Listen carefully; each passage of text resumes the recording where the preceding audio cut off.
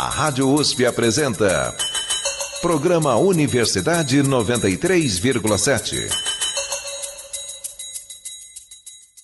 Hoje, o programa Universidade 93,7 explora locais que mantêm viva na cidade de São Paulo a rica cultura de diversos países do continente africano. Nossos repórteres visitaram espaços onde essa cultura resiste, como a Capela dos Aflitos, no bairro da Liberdade, o galpão da Escola de Samba Barroca, Zona Sul, e a Horta Espaço Vida, na Zona Oeste. Também exploramos lugares que cultivam tradições, como a Livraria Africanidades, local de forte produção cultural próximo ao bairro Casa Verde, o restaurante Manda em Baobá, na Vila Mariana, que oferece releituras de pratos típicos africanos, e a loja Mundo Afro Perfecta, especializada em moda africana, na 25 de março. Eu sou Diego Facundini. E eu sou Nicole Martins. E você está ouvindo o programa Universidade 93,7. Começamos com a reportagem de Diego Facundini, que visitou a Capela dos Aflitos, no bairro da Liberdade. Essa é a última estrutura remanescente do Cemitério dos Aflitos, que sepultou pessoas escravizadas durante os séculos XVIII e XIX. Confira. Hoje é domingo, eu tô agora no bairro da Liberdade. Algumas das ruas do bairro fecham para o tráfego de pedestres no domingo e tô diante da entrada da Rua dos Aflitos agora. Uma rua sem saída, bem pequenininha, bem escondidinha, perpendicular à Rua dos Estudantes. Provavelmente vou ter alguma dificuldade para entrar, porque só de olhar aqui dá para ver algumas barracas, tá tendo o que chamam de Feira da Coreia e Nações. Muita gente comprando nas barraquinhas. Eu vou dar um jeito de entrar aqui e ir até o final da rua. Eu faço a feira aqui, cada... Qual é o seu nome? Yunaki. Eu faço um mês sim, um mês não. Aqui nessa rua tem 8 organizadores de feira. A subprefeitura que tem organizado essa agenda, né? Aqui como a rua é sem saída, tá parada as lojas, a igreja tá em reforma, tem a galeria e a loja aqui na frente, eles gostaram da feirinha porque ajuda a trazer o cliente para cá, porque aqui tava uma rua morta, né? Certo. Aqui no final tem tapumes bem altos, ocultando a Capela dos Aflitos. Reforma lá, ó. Reforma. Alvará de aprovação de execução de reforma. Ok. E obra do governo demora. Faz tempo que tá assim. Cabe uma recapitulação. Antes de ser interditada para o restauro, a Capela dos Aflitos era um local de missas e adoração para os fiéis do Santo Popular Chaguinhas. Mas, na verdade, também era, além disso, um vestígio muito antigo de um passado pouco lembrado do bairro da Liberdade, lá da época da escravidão. A capela foi erguida em 1779, dentro do Cemitério dos Aflitos, que ficava mais ou menos onde hoje existe a Rua Galvão Bueno, a Rua dos Estudantes e a Rua da Glória. O cemitério era parte dos dispositivos de sentenciamento, punição e morte localizados na parte sul do que existia da cidade de São Paulo. Havia um cemitério na parte de trás da Sé, um pelourinho no que hoje é o início da Rua da Glória, e a forca no lugar que hoje leva o nome de Praça da Liberdade, mas que antes era a Praça da Forca. Esse cemitério foi construído para escravizados, indígenas e condenados. E os suplicados da Santa Casa de Misericórdia, que também fica numa quadra ao lado do cemitério. Então, esse cemitério foi construído para aqueles e aquelas que eram desprestigiados dentro do tecido social da cidade. Eles não podiam ser enterrados nas igrejas, o que era costume na época, ou porque não eram católicos, ou porque eram indesejados. Quem fala é Wesley Vieira, pesquisador da USP e membro da União dos Amigos da Capela dos Aflitos, a UNANCA. A UNANCA foi fundada em 2018, que acabou sendo um ano extremamente ímpar para a capela. Foi em 2018 que um sobrado que ladeava a Capela dos Aflitos foi demolido para a construção de um shopping. Durante essas obras foram colocadas estacas que abalaram as estruturas da capela. E por causa disso, a recém-formada UNANCA fez uma denúncia no Ministério Público. O IFAM, o Instituto do Patrimônio Histórico e Artístico Nacional, acabou envolvido no caso e obrigou a abertura de uma investigação arqueológica do solo.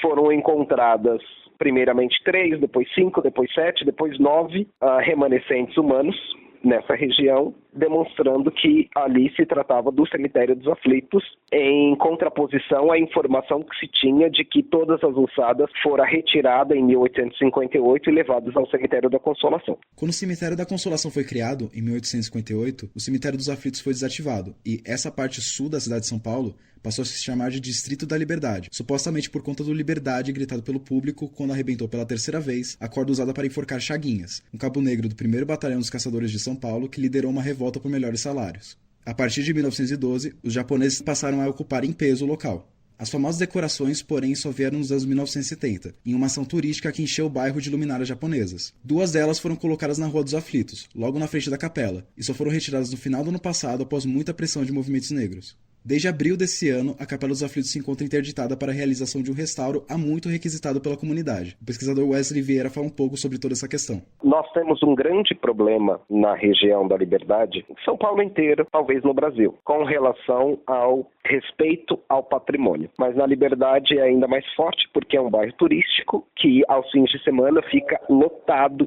de gente. O Beco dos Aflitos é a antiga alameda de um cemitério. Nós, da Capela dos Aflitos, e todo o movimento negro indígena, entende que esse beco faz parte do cemitério dos Aflitos. Então ele precisaria ser respeitado como um beco de cemitério. Ocorre que a subprefeitura da Sé autoriza a colocação de feiras nesse espaço. Então, além de toda a Liberdade estar absolutamente lotada de gente, esse beco também recebe feiras dos mais diversos tipos. Ele também funciona como estacionamento para os imóveis ao redor. Ele funciona como doca de carga e descarga, porque é um desrespeito, uma vez que é a alameda de um cemitério, e entendemos que esse cemitério ainda está em funcionamento, porque debaixo de todos aqueles prédios existem aquelas ossadas. Diego Facundini para o Universidade 93.7. E na reportagem de Diogo Silva, conhecemos um pouco mais das ligações entre a musicalidade e a espiritualidade na Escola de Samba Barroca Zona Sul.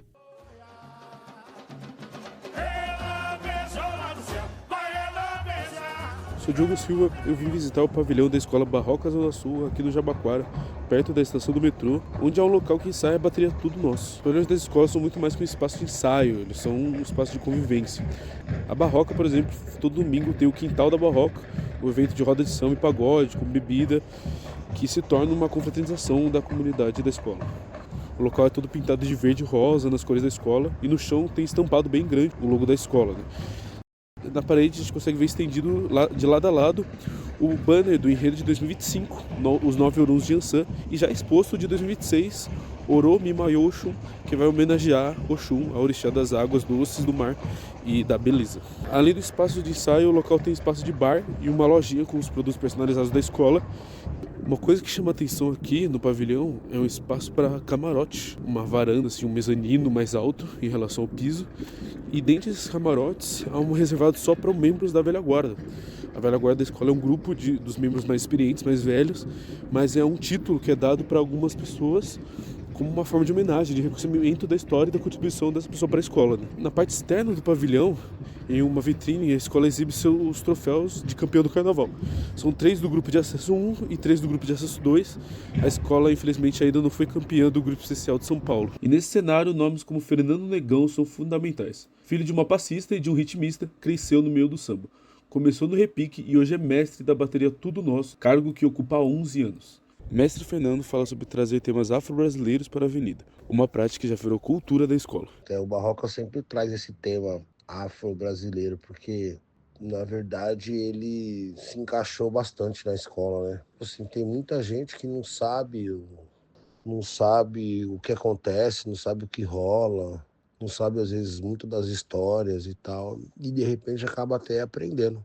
Ele também falou sobre o preconceito e ataques que são feitos a esses temas quando aparecem nos desfiles. Eu acho isso aí uma bobeira, porque assim, antes de você ter um preconceito, um racismo, alguma coisa desse tipo, você tem que saber o que rola, o que acontece, né? Às vezes tem pessoas que nem sabem sobre isso, não sabem o desenrolar do tema, né, da parada, e critica. Às vezes tem muitas pessoas que acham que é coisa do mal e tal, mas não sabem realmente o que é.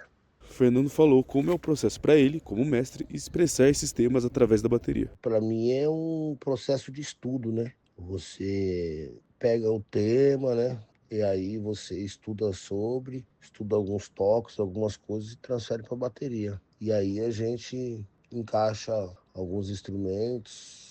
De repente até a gente inclui alguns instrumentos, né, dependendo do tema. Boêmio da madrugada, é o rei do cardeado e também da encruzilhada. Salve, seu Zé! O sapato bicolor, o amigo de malandro é fugido, desamor. Acende o candeeiro.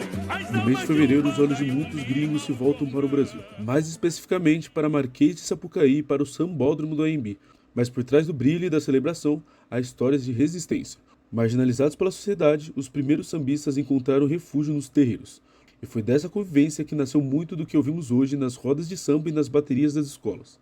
Hoje, o preconceito ainda se manifesta. Todos os anos, desfiles que fazem referência a orixás são atacados nas redes sociais. Mas a Barroca Zona Sul segue sendo resistência, trazendo vários temas relacionados a religiões de matriz africana e seus enredos nos últimos anos.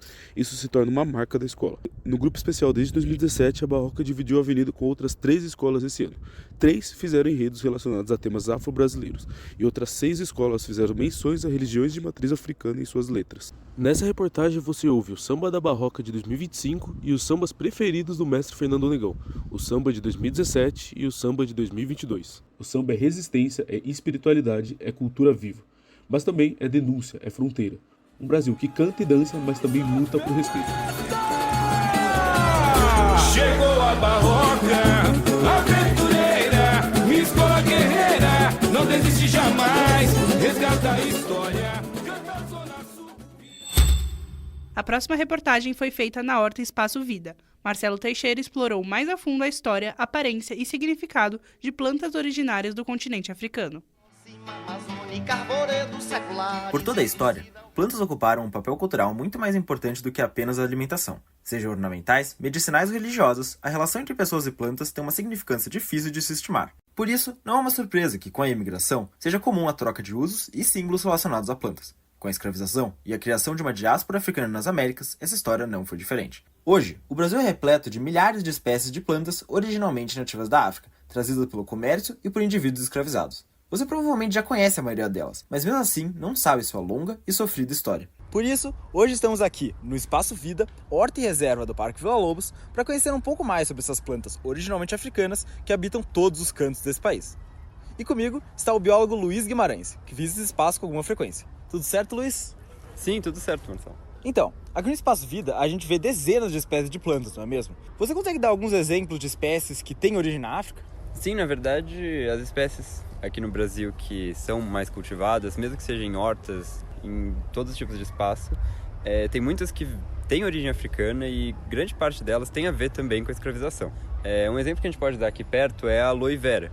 A babosa é uma planta muito conhecida da gente, ela tem essas folhas carnosas com um monte dessa baba dentro que dá nome para ela, e ela é super usada desde o tempo do Brasil colônia para tanto cura de ferimentos, ela também pode ser usada como creme para cabelos, para peles, e ela tem esse uso tanto cosmético quanto medicinal desde, provavelmente, pessoas escravizadas trouxeram ela para o Brasil. E essa daqui? Ah, sim, essa que eu tinha comentado, essa é a guiné. É uma planta também trazida da África, mas super espalhada pelo Brasil todo. Você vai ver ela crescendo em qualquer lugar. É uma planta super importante para o candomblé, ela tem um significado espiritual de limpeza do corpo, da alma e do espírito. E também é tranquilo reconhecer ela porque ela tem essa espiga de flores pequenas e brancas e a folha tem um cheiro muito, muito forte, de alho, sem cheiro. Nossa! É um cheiro bem forte, bem marcante. E no candomblé se usa muito como um banho, então é um banho espiritual. Você falou duas plantas que são mais medicinais. Eu queria saber, tem alguma planta comestível, né, o que a gente normalmente consuma, que também tem essa origem da África? Ah, sim, com certeza. A culinária brasileira tem muita influência das pessoas escravizadas e principalmente, eu digo, da cultura iorubá. Por exemplo, o acarajé é uma comida brasileira, mas que tem muita influência dos povos iorubá, especialmente nos ingredientes. O bolinho em si do acarajé é feito com feijão fradinho, que é uma planta do oeste da África, e cozido no azeite de dendê, que é um tipo de palmeira também do oeste da África. Você falou da palmeira, né? Aqui no Espaço Vida tem majoritariamente só ervas e outras coisas desse tipo. Mas tem árvores por aqui que tem essa origem africana também? Bom, então, tem a questão de que nos navios negreiros era mais difícil fazer o transporte de árvores ou sementes arbóreas. E por isso tem muito mais ervas que foram propagadas para cá, para o Brasil. Mas tem algumas histórias interessantes porque algumas árvores que eram cultuadas em religiões de matriz africana em África ganharam substitutos brasileiros. Então, em geral, plantas da mesma família que passaram a ser cultuadas, por exemplo, no candomblé, com um papel similar ao que eles tinham em África. Aqui perto é a gameleira branca. Tem uma significância muito grande e ela tem uma relação, ela é da mesma família que uma planta africana que era relacionada à mesma entidade. Bem, mas então muito obrigado, Luiz. Obrigado mesmo pela entrevista. Obrigado a você. Esse foi o Marcelo Teixeira para a Universidade 93.7. A próxima reportagem conta sobre o trabalho da Livraria Africanidades, que vende livros de literatura negra e feminina e promove shows, estreias, aulas de yoga e até mesmo sessões de terapia no local. Quem fala conosco é o repórter João Charrade.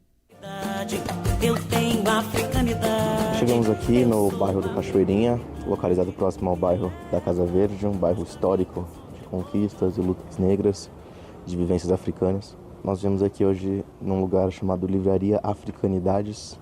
É uma casa pequena, com 2 pequenos banners indicando que é o lugar, mas caso não tivesse, seria uma casa comum. Logo na entrada, somos recebidos com um tapete escrito "Fogo nos Racistas", o que comunica logo de cara o ativismo da livraria. A livraria é um pequeno sobrado bem apertado entre 2 casas. O que me interessou de cara são os diversos símbolos culturais de matriz africana, como quadros, talheres e até um porta-guardanapos, e também artigos religiosos do candomblé e da Ubanda espalhados pelas paredes. O local, por mais que não seja grande, é palco de shows de jazz, visitas escolares e grupos de leitura. Aqui já teve muitas coisas, né? Já teve atendimento psicológico, já teve oficinas de pintura, oficinas de yoga, teve shows aqui, teve desfile de moda. Cat Valência, a fundadora, contou para a reportagem sobre o propósito da livraria. As pessoas que mais produzem literatura hoje em dia são mulheres negras. E geralmente as pessoas escrevem, mas não tem quem vai vender, quem vai circular esse livro, né? Principalmente independente. Juliana Aparecida é frequentadora e apoiadora do projeto e fala sobre a relevância do local.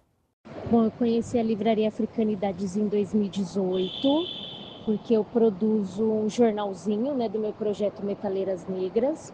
E aí, em 2019, eu fiz o primeiro evento, né, do meu projeto Metaleiras Negras lá.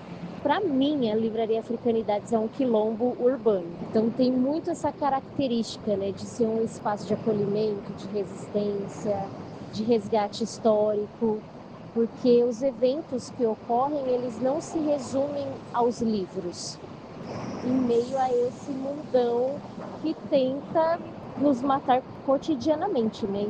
A livraria oferece temas variados, como romance, sociologia, religião e afrofuturismo. Para a fundadora, as ancestralidades africanas fizeram parte importante para a construção das literaturas atuais. A Africanidades, ela não é única, elas são diferentes, mas elas se cruzam, né? Essas, através das travessias que a diáspora construiu também. E nós que somos a contemporaneidade, né, que estamos aqui ainda nesse traço de luta, então eu acho que eu sou mais uma colaborando com todas essas pessoas que vieram bem antes de mim. João Charrade para a Universidade 93.7. Eu sou africanidade. Na reportagem de Gabriel Carvalho, conhecemos o restaurante Manda em Baobá, que oferece releituras de pratos típicos de países da África Central e Ocidental. Hoje, eu vim até a Vila Mariana visitar o Manda em Baobá, restaurante que oferece releituras de pratos típicos da culinária da África Central e Ocidental. O restaurante fica numa portinha de garagem a alguns minutos de caminhada da estação Vila Mariana do metrô e conta com um ambiente que, apesar de pequeno, é super aconchegante. Eu tô aqui com a Juliana Guimarães, que trabalha na casa praticamente desde sua fundação, há quase 2 anos atrás. A Juliana estava me contando um pouco mais sobre como que são escolhidos os pratos servidos aqui na casa, e ela citou especificamente o mufete, prato carro-chefe e um dos mais pedidos do restaurante. Lá em Angola tem muitos pratos, como assim em outros países. E um dos pratos que a gente colocou para ser o carro-chefe da casa foi o mufete. O mufete é uma releitura angolana, e lá eles comem um prato bem maior do que a gente serve aqui. Então aqui a gente denominou o filé de tilápia como peixe para ser servido aqui, entre outros que vai dentro do prato. Vai vinagrete, vai a batata doce, a mandioca, banana da terra, que é de costume também comer lá, e entre outras coisas, tanto como o feijão com óleo de dendê. Além de provar o mufete, provei também o suco de baobá, bebida refrescante e ácida, feita da polpa do fruto do baobá, e uma entrada de catá, aperitivo feito de lagartas fritas no alho. Aqui na casa é possível encontrar pratos típicos como calulu, feito com carne seca preparado com legumes, tigadeguena, uma espécie de estrogonofe feito com amendoim, e quizaca, um cozido de folhas de mandioca. A maioria dos pratos acompanha o fufu, uma espécie de polenta feita de milho. A equipe do Mandem Baobá também oferece formação em gastronomia africana e já trabalhou em parceria com a Secretaria Municipal de Educação, oferecendo experiências gastronômicas para os estudantes da rede municipal de ensino, além de fazer sucesso com o público do próprio bairro e de outras regiões de São Paulo. Tem sido muita vizinhança daqui do bairro, da Vila Mariana, mas também a gente tem atingido outros públicos, como pessoas negras do Brasil, entre outros. O restaurante fica na rua Capitão Cavalcante, número 33, aqui na Vila Mariana. Gabriel Carvalho para o Universidade 93.7. Na última reportagem, Nicole Martins nos leva até a tradicional 25 de março, na loja de moda africana Mundo Afro Perfecta. E também conta sobre o projeto da loja Zarina, de Recife, que busca ensinar pessoas a confecção de roupas tradicionais. Vem pra nossa loja, aproveita! Já vem pra loja. No segundo andar da Galeria Uno, no número 653 da rua 25 de março, está a vibrante loja Mundo Afro Perfecta, cheia de roupas, brincos, colares e turbantes das mais diversas cores. Obrigada, gata. Aqui, conversei com a vendedora Dionísia, que veio de Luanda, em Angola, há 1 ano e 6 meses, para fazer pós-graduação em gestão de mídias.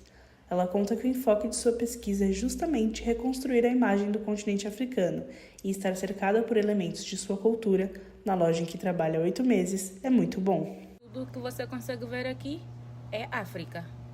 E sendo África, eu vindo de lá, é uma realidade que eu comporto no meu DNA. Porque o mundo precisa perceber que a África não tem só crianças desnutridas, que a África não tem só cólera. Além disso, vai muito mais. Tem padrão de moda, beleza, gastronomia. Tem um país todo ali que envolve cultura e posicionamento. Passeando pela loja, ela nos apresenta os itens, destacando os tecidos de origem africana. Esta é essa macaca. É originária da Angola. Toda a parte do mundo que você encontrar este tecido é angolano. E aqui a gente começa a ver as cores que comportam a bandeira angolana. E tem toda uma história por detrás dessa estampa. O samacaca é um tecido com padrões de triângulos e círculos, tradicionalmente nas cores branco, preto, vermelho e amarelo. Jéssica Sarina, comunicadora e empresária do ramo da moda, conta a história do tecido. Onde essas cores eles vão trazer uma informação, né, que o vermelho seria o sangue que foi derramado da guerra que aconteceu, né, o amarelo significaria o ouro, né, essa questão da abundância, da prosperidade, o branco significaria a paz e o preto significaria os corpos pretos que estão ali ao redor, né? Jéssica é dona da loja Sarina, em Recife, que vende moda preta em roupas e acessórios, e também lidera o projeto Moda Preta Autoral em Conexão Ancestral, que já capacitou mais de 200 pessoas em Recife, Fortaleza, Salvador e São Paulo, para produzir suas próprias peças de roupas inspiradas na cultura africana. Além disso, Jéssica busca destacar que a moda é muito além do vestir, já que traz uma representatividade muito importante. Esse tecido que as pessoas acham que é um tecido de uma forma, é só um colorido, eu só uso em momentos específicos também, né? Só no mês da consciência negra. Não, sabe? Então é uma questão também de desconstrução, sabe? Social. Para Dionísia, alguns discursos ajudam a esconder e menosprezar a cultura e moda africana, esvaziando seu sentido e usando da arte sem mencionar sua origem. Empobrece-se a África aos olhos do mundo, enriquece-se os bolsos de quem lá vai. Pega-se nos tecidos, faz a roupa da Dolce & Gabbana, faz a roupa da Fenda, e aí ninguém menciona que o tecido veio de lá. É possível acompanhar a loja no @Mundo Afro Perfecta no Instagram e a Jéssica nos @Zarina Moda Afro e Moda Preta Autoral, e ficar por dentro das tendências dos diversos países africanos. De São Paulo para a Universidade 93,7, Nicole Martins.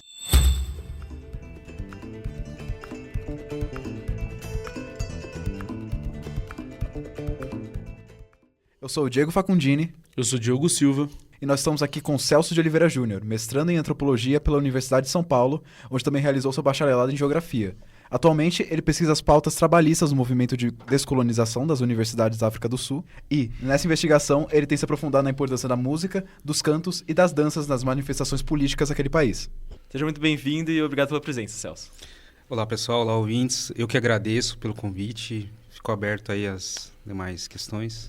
Hoje nas reportagens nós ouvimos um pouco sobre a literatura, a culinária, a moda, as plantas tradicionais de países africanos, além de alguns aspectos da diáspora aqui no Brasil. Você esteve na África do Sul e eu queria perguntar primeiro o que levou você para lá, o que estava rolando na sua vida acadêmica e o que exatamente você estava procurando entender. Tudo começa, na verdade, quando eu estava ainda na geografia, estudando planejamento urbano. E a literatura que vinha pra gente vinha sempre numa conotação mais socioeconômica e etc. E a gente queria problematizar mais o ponto racial dentro da formação das cidades, do espaço urbano. Foi aí que um dos colegas nossos levantou a ideia de como teria sido o processo de urbanização num país onde houve, por exemplo, legislações de separações de raça. E aí o professor Valdir Barzotto, naquela altura, se eu não me engano, ele era presidente da CCINT, que é o Conselho de Internacionalização, né, da unidade. E aí ele agarrou o convite, né, da Universidade de Joanesburgo, e aí ele perguntou quem gostaria de ir, coisa assim, né? E aí a gente pegou, se organizou e foi. O campus é muito setorizado por grupos raciais, assim. A categoria racial lá é muito diferente da nossa, assim, que perpassa por uma questão de cultura, língua misturados, assim, né? Então, a língua lá, eles têm 12 línguas oficiais, pra gente ter uma ideia. Foi a partir daí que, na antropologia, né, eu pensei, falei, eu vou aprofundar aquilo que eu gosto, que eu já tenho algum acúmulo, assim. Eu queria fazer uma pergunta, fugindo um pouco da segregação, mas falando desse negócio que você falou sobre ter vários grupos étnicos, dentro deles já ter, 12 línguas. Eu queria entender sobre a diversidade cultural que isso gera. Pela minha experiência, assim, algumas coisas me chamaram muita atenção, né? Como eu te falei, o transporte foi um deles. Mas também, no centro da cidade, me chamou muito a atenção o cheiro, assim. Eu lembro que na região do Cabo, me marcou muito o cheiro de curry, açafrão. E lá eles consomem muito, assim, absurdamente muito, por uma influência dos indianos. Os indianos lá, inclusive, é a maior população indiana fora da Índia. Então você tem essa influência muito grande, né? Por exemplo, na culinária e nas músicas. Eu, particularmente, sou fascinado pelo Afro House deles, que é uma mistura do house com jazz, o jazz americano mesmo, né? E o jazz americano teve uma fortíssima influência neles por conta da segregação que tinha ali, então eles tiveram muito contato com as televisões americanas. E aí, a partir do jazz, eles começaram também a fazer o próprio jazz, mas a partir das suas particularidades, assim. Para já finalizar um pouco, eu queria entender como é que você enxerga a USP nesse cenário de descolonização do conhecimento, quanto também de entrar em contato com o conhecimento desses que não são os grandes centros, né, hegemônicos.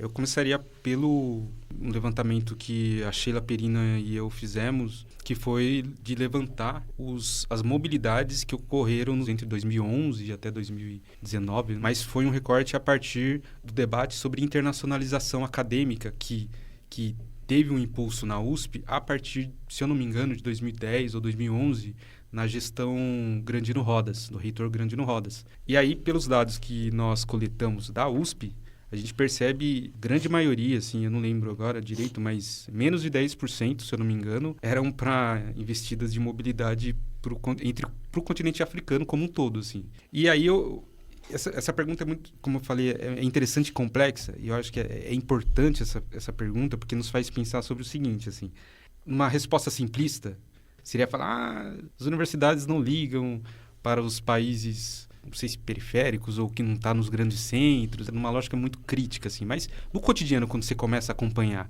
grupos de pesquisa, há contradições dentro dessas próprias costuras. Então, por exemplo, dizer que não vamos traçar mobilidades ou investidas com os Estados Unidos, porque os Estados Unidos é um país central, cai em uma contradição que lá você tem muitos estudos, inclusive, sobre África ou sobre o próprio Brasil e outros locais periféricos, digamos assim. Então, eu acho que é uma situação bastante complexa, mas também eu sempre reconheço o esforço daqueles que buscam esses outros países, assim, para além dos centrais. Muito obrigado pela entrevista. Assim, fantástica a tua pesquisa. Bacana, eu que agradeço, na verdade. Eu gostei muito dessa experiência. Você ouviu o programa Universidade 93,7. O programa está disponível em usp.br/radiojornalismo e no site do Jornal da USP. Confira mais a nossa conversa com o Celso no site. Esse episódio foi produzido por João Charrade, com direção de Nicole Martins e edição de Marcelo Teixeira. A apresentação é de Diego Facundini e Nicole Martins. As reportagens são de Diego Facundini, Diogo Silva, Gabriel Carvalho, João Charrade, Marcelo Teixeira e Nicole Martins. Obrigada por nos